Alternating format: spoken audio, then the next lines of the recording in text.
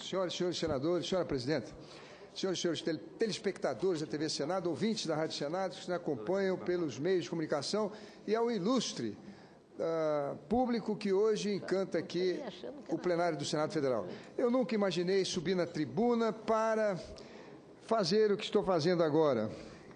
Um ato de repúdio assinado pelos senhores senadores. Eu acho que dos 81 senadores, 70 ou 75 irão assinar, com relação às ofensas, às blasfêmias, eu diria, violências praticadas no último domingo na 19ª Parada Gay, na Avenida Paulista, em São Paulo, contra os cristãos, contra Cristo, contra os princípios da nossa civilização ocidental.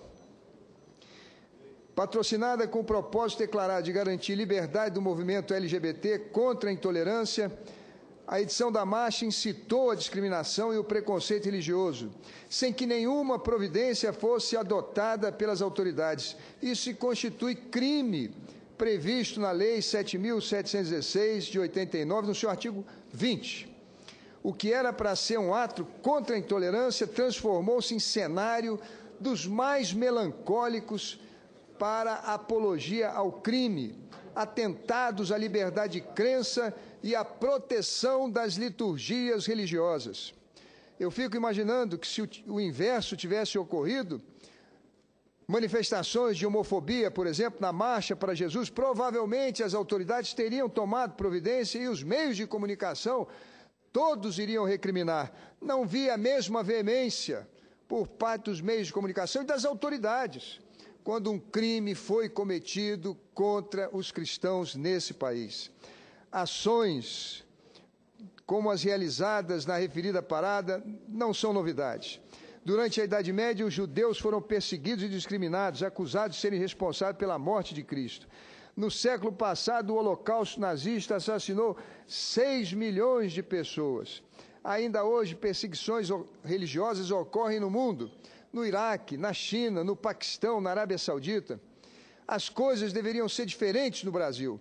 Vivemos em um país plural e contamos com a proteção da Constituição Federal e da lei, mas, lamentavelmente, ainda graça a intolerância de uma minoria que se aproveita do anonimato para ocupar as ruas e dar vazão à sua teofobia.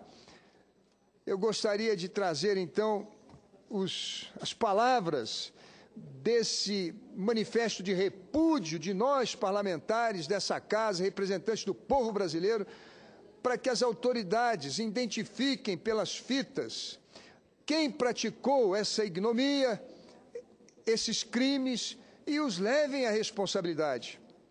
Isso ofende a consciência, isso estraçalha o coração de católicos, de evangélicos, daqueles que, como eu, leem a Bíblia desde a sua tenra infância e que jamais imaginaram ver no Brasil manifestações de ódio, de preconceito contra a religião. Eu fico imaginando o que diriam os missionários que vieram para essa terra, jesuítas, evangélicos, que com heroísmo, com idealismo, escreveram talvez as páginas mais belas da nossa história, jamais poderiam imaginar que o Brasil seria palco de trágicos acontecimentos como esses que lamentavelmente vimos no domingo no estado de São Paulo, na Avenida Paulista.